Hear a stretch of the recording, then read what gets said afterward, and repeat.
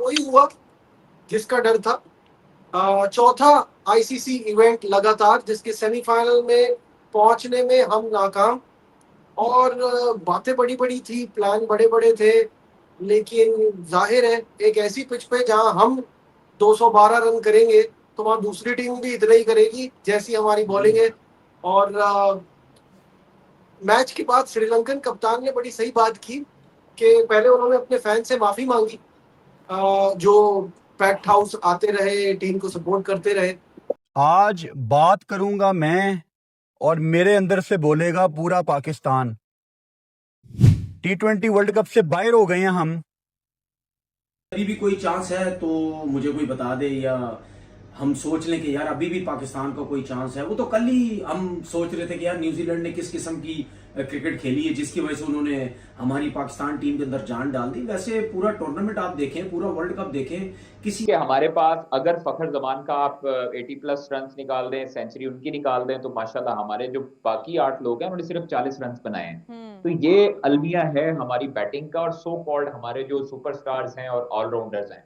बाबर को रेस्ट करवाया, बड़ा डिसीजन था, उसका बनता था, उसके दूसरे तीसरे मैच के बाद से ही रेस्ट बनता था। मेरे जहन में यही नाम आ रहे थे कि आसमान से गिरेंगे खजूर, मटकेंगे, यही सब आ जाएंगे दोबारा। और मैं तो सोच रहा हूं कि आजकल जिनकी वीडियो भी आ रही है एनसी में प्रैक्टिस करते हैं वो ना आ जाए। लेकिन बहुत ही पैथेटिक टीम है, बहुत ही अफसोस हुआ है, टाइम जाया किया मैंने अपना सीरियसली। और थैंक गॉड कि मैंने कोई पाकिस्तान की शर्ट भी नहीं पहनी हुई थी। अहमद भाई, आज आप पाकिस्तानी टीम को ट्रिब्यूट दे रहे हैं थ्रू योर पैंट्स। आपने पाकिस्तानी टीम की परफॉर्मेंस जैसी पैंट्स पहन रखी हैं, जगह जगह से बिखरी हुई। मिडिल ऑर्डर दुनिया जितनी टीमें हैं सबका मिडिल ऑर्डर बहुत तगड़ा है, स्वाय पाकिस्तान का। पाकिस्तान का मिडिल ऑर्डर सबसे पीका था, और अगर आज तुक्के लग के हम पहुंच भी जाते हैं तो सेमीफाइनल में भी यही होना था। वो अलग बात है कि हम हौसला रखते हैं और बाकी चीजें कह देते हैं कि ये होगा वो होगा, बट बुरी क्रिकेट खेली ऑल टुगेदर। वही हुआ जिसका डर था। चौथा आईसीसी इवेंट लगातार जिसके सेमीफाइनल में पहुंचने में हम नाकाम। और बातें बड़ी बड़ी थी, प्लान बड़े बड़े थे, लेकिन जाहिर है एक ऐसी पिच पे जहां हम 212 रन करेंगे तो वहां दूसरी टीम भी इतना ही करेगी जैसी हमारी बॉलिंग है। और मैच के बाद श्रीलंकन कप्तान ने बड़ी सही बात की कि पहले उन्होंने अपने फैन से माफी मांगी, जो पैक्ड हाउस आते रहे, टीम को सपोर्ट करते रहे। और उसके बाद उन्होंने कहा कि हमारे साथ इंजरीज का प्रॉब्लम था, इस वजह से हमने बुरा किया। यकीन माने अगर उनकी पूरी टीम होती तो वो भी सेमीफाइनल में पहुंचे होते।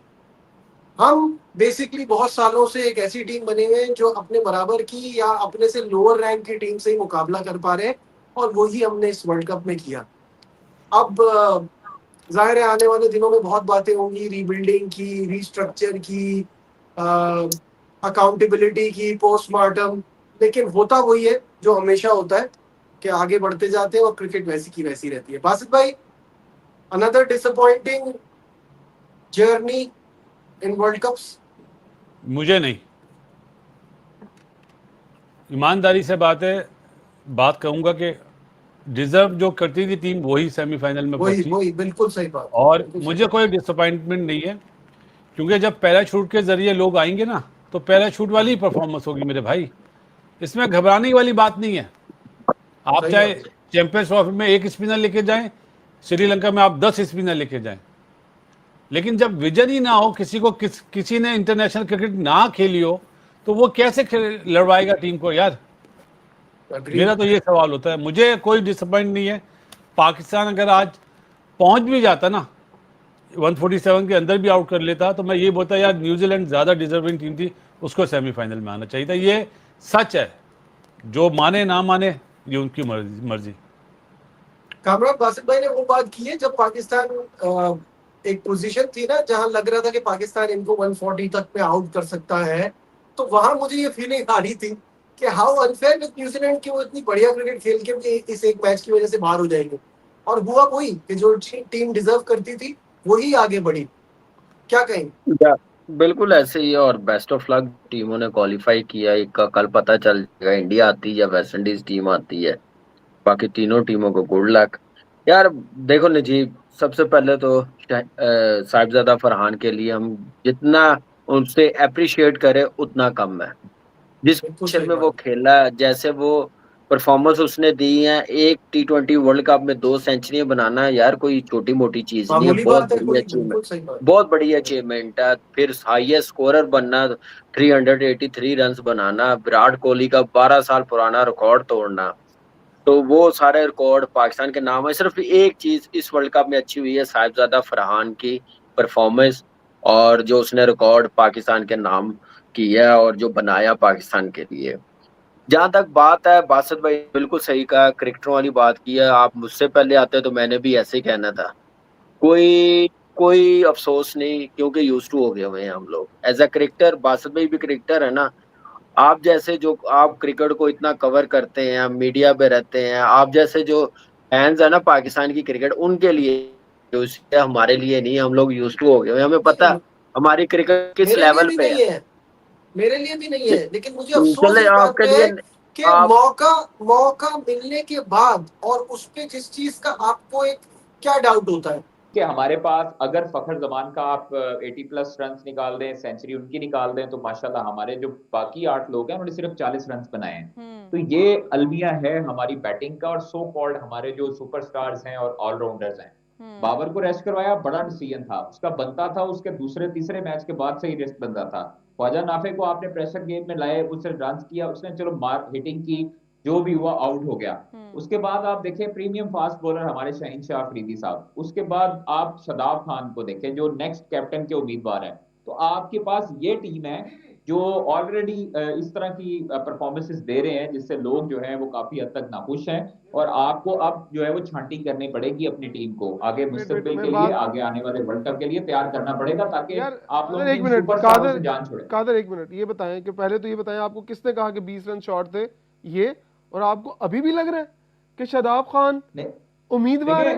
अभी आपको वो बात याद है ना, वो मुझे याद नहीं है? लग रहा भाई, मुझे नहीं लग रहा, मुझे नहीं लग रहा, उनको लग रहा है, जिनसे पूछे जाके जिन्होंने डिसीजन लेने हैं और जो सारी चीजें सोच के बैठे हुए आपके हेड कोच को, जिनको पता है कि अगला ये कप्तान है। आपको लगता है हेड कोच नायब रहेंगे? कप्तान उसको फिर क्यों बनाया सर? अगर आपने नायब कप्तान उसको बनाया विदाउट परफॉर्मेंस, तो फिर आप कप्तान भी बना सकते हैं। तो इसलिए आप लोगों को ये चाहिए कि आपकी जो टीम है उस पर 212 रन हमने किए, 147 रन कुछ छोटा नहीं था। अगर आप विकेटें लेते, अगर आप शुरू से एग्रेसिव अप्रोच की तरफ जाते, फील्ड प्लेसमेंट ऐसे करते कि आपके जो बॉलर्स हैं वो भी इजी हुए थे, उनको पता है कि यार हमने जीत तो जाना है। अब आखिरी ओवर में 28 चाहिए था, आप गौर करें कि 22 रन शाहीन शाह अफरीदी को वाइड बॉल था, अंपायर ने नहीं दिया। वाइड बॉल था, वाइड बॉल था, अंपायर ने दिया नहीं है, वरना ये भी हो जाना था। तो ये आपको अलमी है कि आपके प्रीमियम फास्ट बॉलर को 28 रन पड़े हैं, आपके जो बाकी लोग हैं शादाब खान, उनको एक एक ओवर में 2-2 प्रीमियम ऑलराउंडर को भी बता दें, तो ये प्रीमियम ऑलराउंडर भी इसका जो है ना वो इमरान, इसका सारा मलबा जो है वो हेड कोच पे जाता है। ये फ्रेंचाइज क्रिकेट नहीं है, सॉरी टू से, कि हर 2 ओवर के बाद आप ग्राउंड में प्रेशराइज करें, अपना आप साफ करें और बाहर निकल जाए। मुझे बताएं कि हेड कोच से कौन पूछेगा? फखर जमान को आपने बेंच पे बिठाई रखा, फखर जमान आज परफॉर्मेंस दे गया। अबरार को आपने बेंच पे बिठाई रखा, अबरार आज परफॉर्म कर गया, 3 विकेटें वो ले गया। तो ये आपका सूरत हाल है। नसीम को आपने बाहर बिठाया, वो आगे शुरू में आगे पहला आउट कर गया। आपके पास टैलेंट अगर बेंच पे था तो आपने इन चले हुए कारतूसों को इस्तेमाल क्यों किया? आपने बाबर आजम को बतवातर मौके क्यों दिए जब वो बिग बैश में उस नॉक पे नहीं आया था, बिग बैश पे परफॉर्मेंस छोड़ के आ गया था कि नहीं कुछ हो रहा? छोड़ के कौन आता है भाईजान? उन्होंने कहा आप जुड़े, आपके आप जाएं, उन्होंने कहा था जाएं, आप जाएं, आपकी जगह आपकी मेहरबानी है, आप हमारी जान छोड़ें, आप पाकिस्तान की जान पकड़ें जो आप लोगों को खिलाते हैं, और जिसके लिए पाकिस्तान का क्राइटेरिया इतना आसान है कि एक टेप बॉल का मैच खेलो और आके आप सीधा पाकिस्तान का सितारा अपने सीने पे लगाओ। मालूम के साथ ये आपको याद है वो जब हम प्रैक्टिस पे थे तो शादाब खान को हमने कहा कि शादाब वेल डन यार, बेस्ट ऑफ लक कल के मैच के लिए, तो उसने हमें तंजिया और गुस्से में कहा था कि इत्थे ही रहना, जाना ना फाइनल तक इत्थे ही रहना तुसी। उन्होंने दस देना असी इत्थे ही हैं, तू जा रहे हैं। जी जी, हम इधर ही हैं, और वो कल की फ्लाइट से मेरे ख्याल में लाहौर पहुंचेंगे या इस्लामाबाद जाएंगे। अब देखिए क्या होता है। तो अभी जो है वो प्रेस कॉन्फ्रेंस शुरू होने लगी है सलमान अली आगा की।